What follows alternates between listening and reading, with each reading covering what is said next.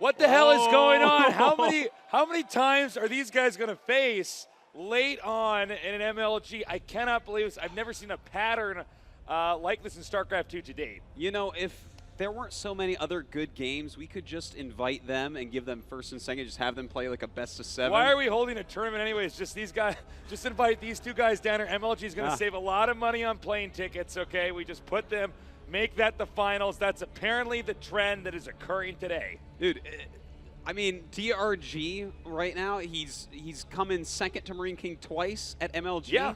And then he beat Marine King. So he got that monkey off his back. And MKP, he might be the first 3-time champion.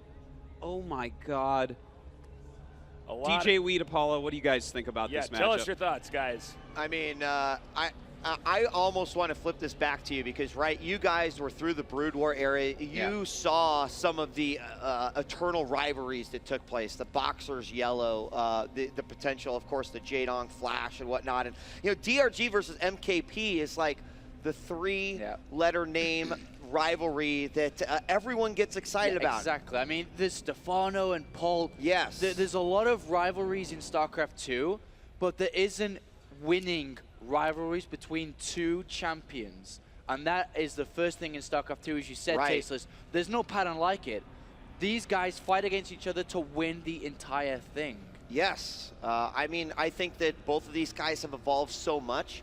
It is more substantial because they have won specifically MLG championships as well. Yeah. And for MarineKingPrime, we cannot forget that this could mean back-to-back championships for him, having come off of a win at the Winter Championships. I'm so excited for this guy. I just can't explain how excited these guys consistently meet. They are their best in their respective races. It's going to be sick. You know, it's so funny because obviously last night we finished up the MLG Kespa Invitational, and when I was talking about those players, I was thinking, my God, you know, when I talked about the history, I thought, wow, I guess after a decade, you really do have enough stories that when it's, you talk about Bisu or Flash or any of those guys, there's so much to say. But look, we're a little past a year of StarCraft 2 being out, and it's already happening. It's happening here at MLG. We now have, the first, I think, major repeated rivalry. And interestingly enough, at an MLG event, and for 2 Koreans to have that happen this many times consecutively, that's insane. Yeah, it is wild, man. But I can't really wait too much longer. Guys. Me neither. I started it. I think you need to make some noise here. This is Go pretty crazy, epic. guys. It's MarineKingPrime against DRG. And the map will be MLG SV Cloud Kingdom. And we're going to go ahead and introduce the starting locations and the player IDs. Currently in StarCraft 2, massive history here at MLG. The #1 Zerg in the world. Unbelievable, especially, and watch for this, guys, after the 3rd base, he's off the hook. It's so hard to survive. Give it up for DRG.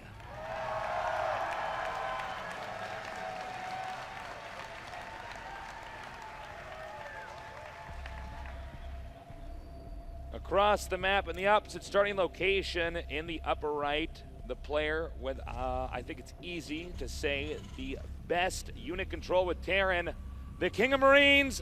Give it up for MKP. He's so good he wasn't even using his hands in that shot we had. Well, I tell you, man, this is just so epic to see these 2 fighting, especially after last night with that Kespa Invitational. I mean, we saw rivalries in there, and now we have these rivalries, as you said, forming now in StarCraft 2. How many MLGs will these 2 have under their belt by, next year? Well, it's well, there's 4 MLGs left, right? So I guess 7 altogether. Well, it's so funny because this kind of stuff just does not happen. How often do you have major rivalries back to back, at the same event like this? Yeah, it's wild, at man. this phase of the tournament, it's not like, holy cow, guys, it's round of 8, and once again we're seeing, DRG and MKP face off. No, this is the winner's bracket final. I mean, they're both top 3 no matter what. That's it. I mean, there's going to be one other person that has a chance to win. So already these guys have statistically a huge edge on everyone else in the tournament. Yeah, and no matter what happens here, these guys are once again etched into the esports history that is MLG here. Yeah. For once again getting that deep in a tournament that starts out with so many people. It's, you know, I know I keep repeating myself here, but this is just so wonderful but unusual to have these guys again and again and again in the same spot this deep. I love it. Well, you know, they're building such a history together. We've seen so many builds done to each other, so many strategies, so many styles, heartbreak, happiness from both sides. And I want to say something actually about this game already. This is kind of interesting that MKP has gone for the super fast command center and followed up with something that looks like Puma's build, which is the barracks and 1 gas. So he might actually have looked at that and said, wow, Puma has a really nice build. Maybe I can use this against DRG. He might not expect it from me. Yeah, interesting approach here. You know, MarineKingPrime initially named himself Boxer, which of course he was kind of paying homage to Slayer's Boxer. Then after the Season 2 of the GSL, which if you want to see more of Artos and myself, check us out at golmtv.net. You know, people said, why don't you change your name? Actually, no, that's not right. Actually, he said people started calling him the Marine King because of his great marine control, and then he changed his name. But he stayed with this kind of infantry style only for quite a while. But as of late, he's actually incorporated a multitude of different approaches to the matchup. Yeah, he'll do anything now, man. Yeah. I mean, he will go mech even in any matchup. We've seen him do it in TVP. And, well, look at this. He's actually going Reactor Hellion into a 3rd command center. I'm not surprised about this because Marine King loves to be greedy. He'll grab 3 command centers and 2 eBays. You know, he has no fear. Yeah, you're absolutely correct about that. So we're going to see some reactored Hellions here. This is kind of your bread and butter TVZ build. I don't know, you know, since some of the change with the patch, if it's going to stay around forever, but it seems to be what people are sort of defaulting to. There's not so much emphasis on the actual Hellions anymore. We still see the build a lot, but the Hellions before would literally sit on the edge of the creep and just harass things like the Queens and Lings and all that. Right now, the Hellions are more just for some map control. Yeah, I was going to say, I feel like nowadays they're more to take back the Zelnaga watchtowers. Yeah. You know, and stuff like that. Maybe gun down a drone that might be taking an additional base. Kill a Ling here and there. You know, maybe they'll grab a creep tumor or 2. But at this point, DRG with, you know, multiple Queens out there, the Hellions aren't going to do all that much.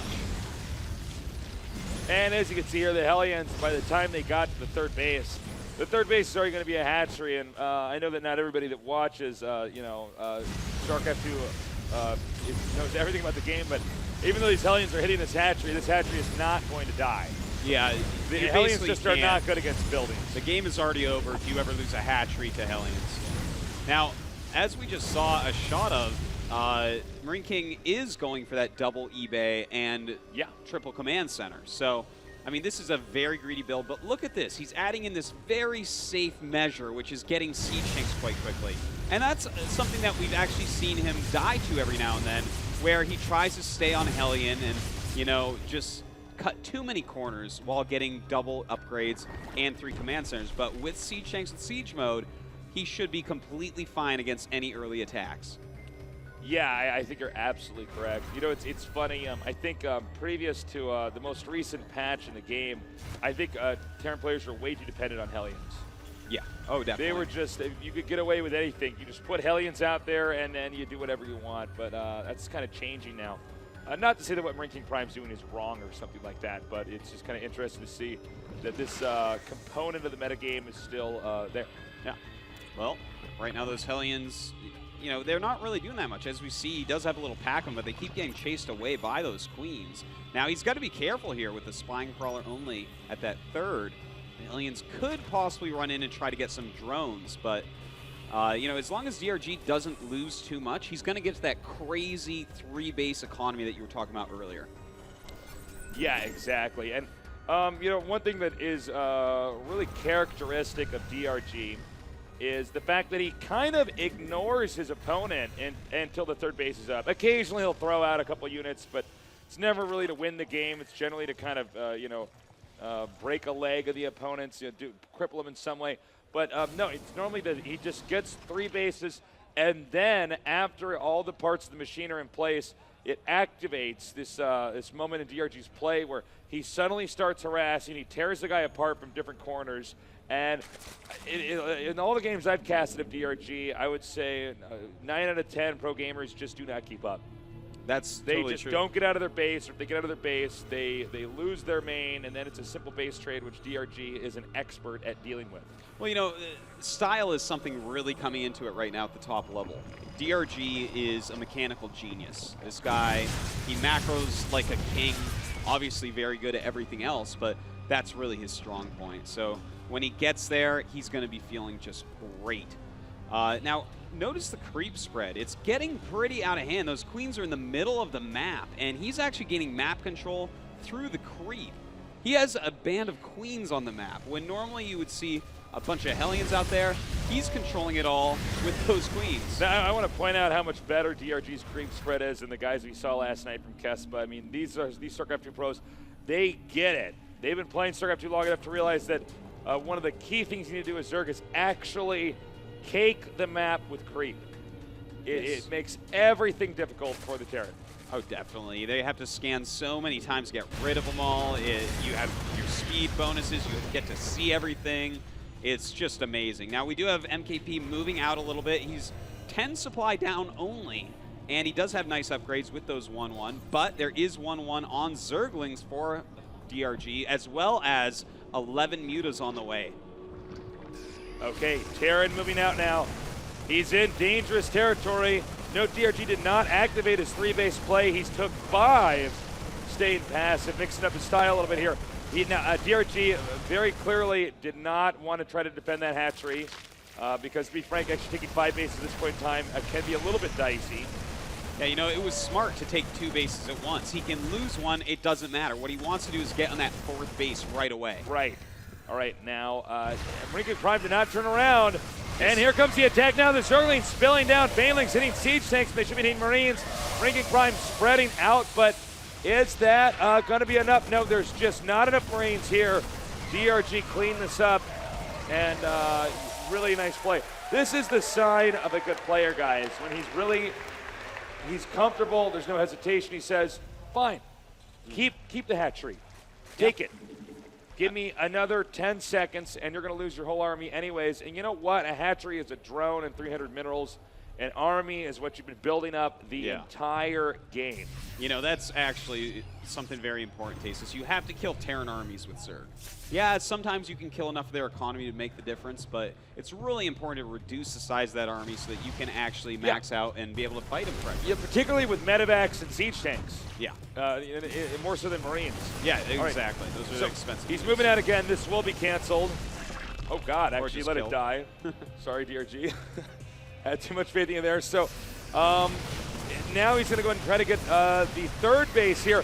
DRG spilling down from the north. Banelings destroying these Marines.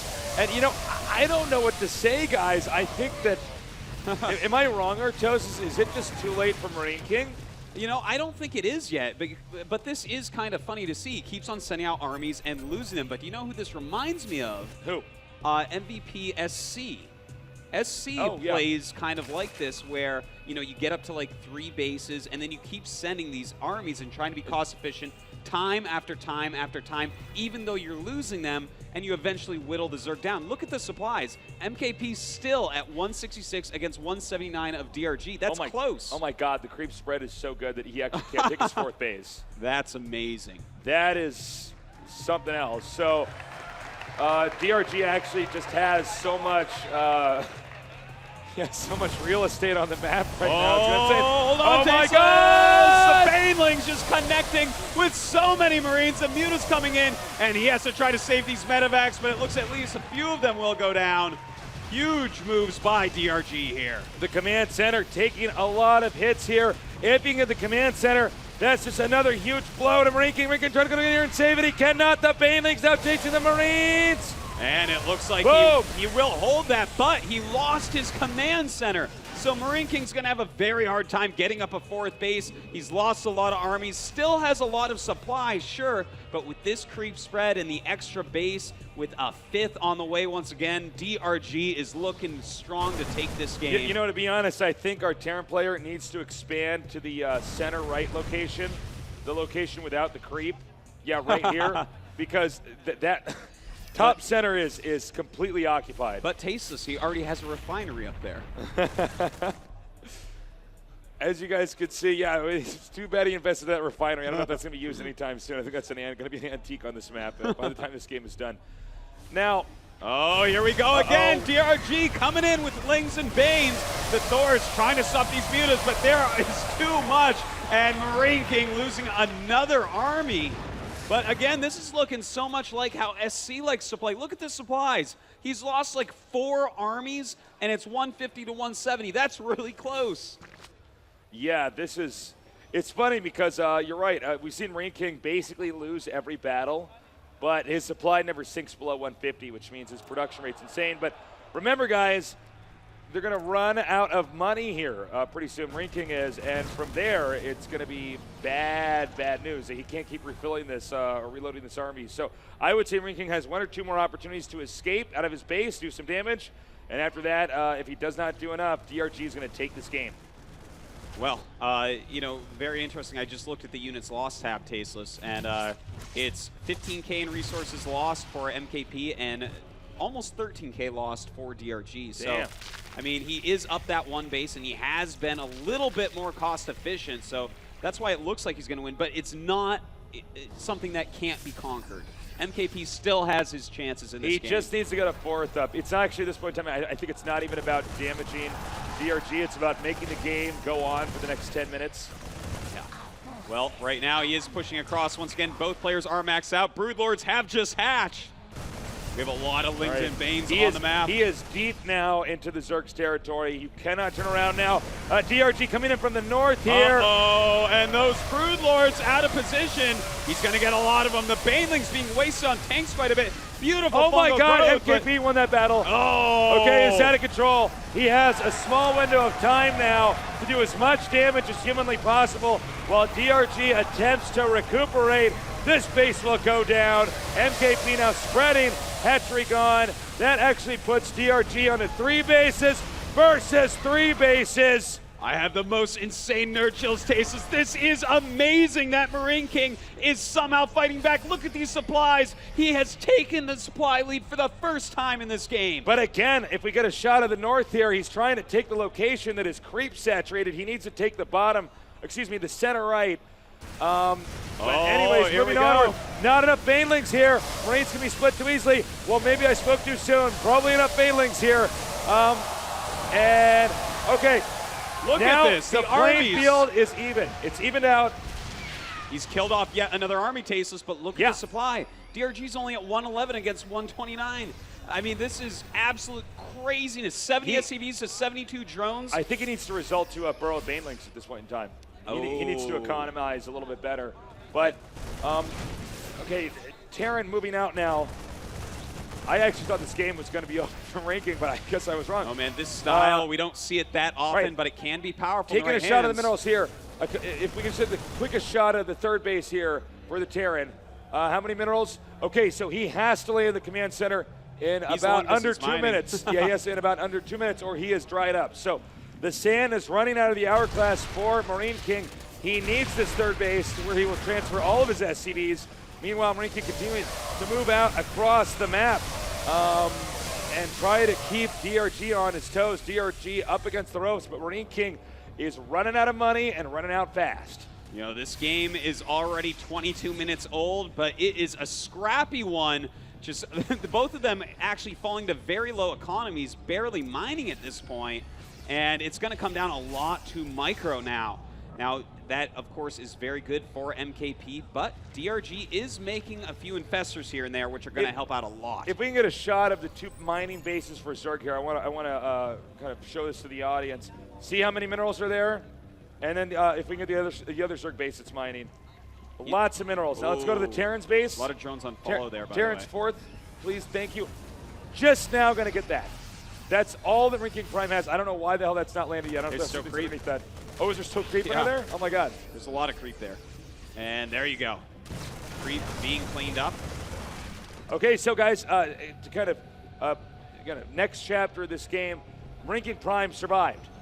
Landing the command center, game goes on.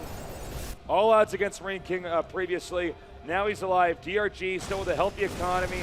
And I would say not a lead, but at least more stability, more flexibility. We're going to see if Marine King can try to MacGyver his way out of this position now. Tasteless right now at that one mining base of MKP. He has like every single mule. Jesus and Christ, that's a lot. That is so many SCVs. He has 8 times 6 plus 6. That is a lot. I don't know how many that is, but that's basically everything, Tasteless. So yeah. If he can get over there with a couple infestors, throw down a couple fungals on that, that could just end the game. Dude, you know what, actually, with the position of the Zerg's 5th base, the upper left, he has a premium opportunity here to go over the high ground of the Terrence 4th, actually, right there. He can actually just like throw infestors and fungal, all that. I don't know if that's going to happen, but that's something we could keep an eye out for. That would be a huge moment. You know, you're not supposed to put that many SCVs on the patches. They don't even help at that point. Yeah, you actually better up long distance mining from another base. Yeah, or just letting them sit around. Or just having them run into banelings, whatever. Yeah, anything but what they're doing. Yeah. So right now we do have these ultras moving up. He's got to be careful. Only 2 infestors here. Nice fungal Actually, and a beautiful fungal once I'm again. really surprised to see DRG attack there. Are you? I feel like that's like actually the place you probably should attack. There's no planetary at the 5th. That's actually absolutely.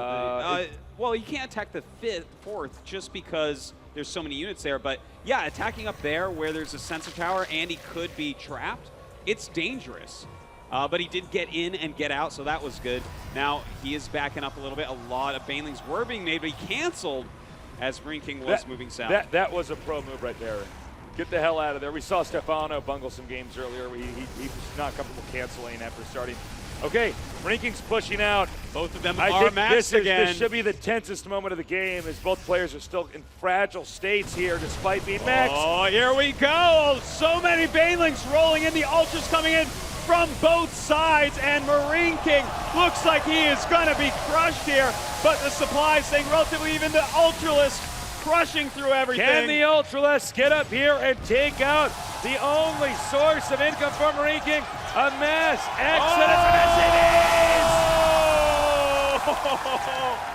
62 SCVs were just murdered. The initial source of all the income for Marine King is now nothing more than an SCV graveyard as DRG adroitly pulls out, regroups, and will probably set up here for the killing blow. That's right. That's all that's left here, Tasteless. No matter how good his micro is, it's not going to stop Fungals, Ultras, and Lings. Here he comes, going for this final killing move. The Ultras coming in, a lot of Banelings and Zerglings coming in as well. And Marine King, I think he's going to have to GG, Tasteless. Yeah, well, actually, I know so. There is no way. That is it, guys. Chapter 1 in this series ends with a scrappy but excellent game from Marine King, but DRG pulling through with a win. I gotta say, I was amazed to see that style that SC made popular like 8 months ago, 10 months ago, to see Marine King pull that out here today, and he came so close to making it work. We had periods of huge economies, periods of tiny economies. Both players' supplies jumped just hugely around. You know, Apollo, DJ Wheat, what do you guys think about that game? Well, is this the finals, Apollo? I'm just blown away, man. I was blown away by that. The thing that really made that so well is that Marine King's style works so well. Even though it looked like he was throwing away armies, he had such good production behind it. He was able to rebuild all the time. But the really bad thing for the Marine King that happened in that game was the creep spread to the 4th base. Yeah. And the longer that was delayed, the game started to almost escape his hands. But when he did get that down, he was able to continue through. But the army composition of Dongraegu was perfect every single time. Every His time. engagements were amazing. And the creep spread was just absolutely incredible. I mean, you think about Cloud Kingdom, guys. Yeah. It's a pretty big map. I mean, he literally, having coverage all the way up to the 4th, is a bit surprising that he was able to keep that northwest base active for as long as he did. And it had, you know, but I mean, I think Marine King, after pushing into that 3rd, I thought that he was going to have the momentum to even push further, but it's crazy. I got to pose a question to you guys. Now, I'm looking at that game in particular and how good that creep spread was. It was insane. And a lot of the times that they actually engaged, that was DRG being able to run around a whole huge area and flank because he's on that creep and he has that vision. You know, as you mentioned, Apollo, about the creep under the 4th base, a huge thing. You know, in this matchup, Terran doesn't need that much gas. I really feel like in situations like this, Terrans are going to have to start making a Raven or two. Yeah, absolutely. And a lot of people have been saying that for a very long time. I can't remember who it was in the GS. I think it was Lucera that did it against Polt, if I'm not mistaken. I'm not sure exactly, but these queens are getting used so efficiently recently where Zerg players are actually building 3 or 4 and creep spreading, and they will get to your 4th base before it's ready to be taken. And the NOS replay analysis is ready to have a look at. The NOS performance replay. You check this out. This is a moment where it looked like DRG probably should have gone ahead and taken it, but the Brood Lords were, of course, caught out of position. MarineKingPrime identified that. There was still a great flank that came in here as we saw a lot of the Banelings get hit, but with those Brood Lords, that was effectively the only time that we saw the Brood Lords come out for DRG. At that point, he made the full transition just over to Ling, Bling, and Fester. At this stage of the game right now, and I'm sure Tosis will agree, Marine King's winning. If he could take his 4th base, this game gets out of control for Marine King. But because of that 4th base being unable to actually mine from, and you know, like Tosis said, gas isn't a factor right now. It's just the Marine and the Marauders, the cost-efficient units coming out that are needed. Yep. You know, it seems like he just should have taken that center right location. Yes. Yeah. It's not a comfy spot to defend, but there's not a bunch of creep crap all over the place that stops you from landing.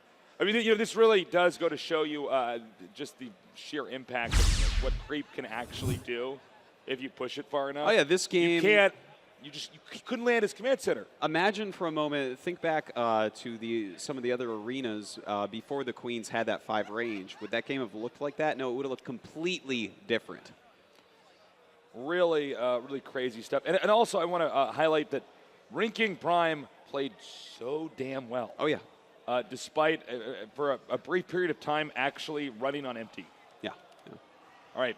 We're going to go ahead and go back to DJ Wheat. Your guys' thoughts? Oh, let's you know, we can't not look at one more portion of that game, guys. Come on. We all like to see stuff burn. We all like to see stuff blow up. Can we please see the Banelings? Yeah, let's watch the fungal hits, and then all of a sudden, just one of the greatest feeling as a Zerg player. Are out there, and no matter how good you are at splitting, it doesn't matter. Oh, and here comes this great moment. SCVs, evacuate SCVs, evacuate SCVs. Oh my God. Oh my God. If there are children watching, cover your eyes. Yes. DJ Wheat as a Zerg player, just enjoyed that. Yes, you enjoyed that, man. A lot. Wow. Game 2, guys. Game 2. All right, we're going to be going on to Game 2 after the short commercial break here, and we're going to see who's going to move on between DRG and MarineKingPrime. Stay tuned here at MLG.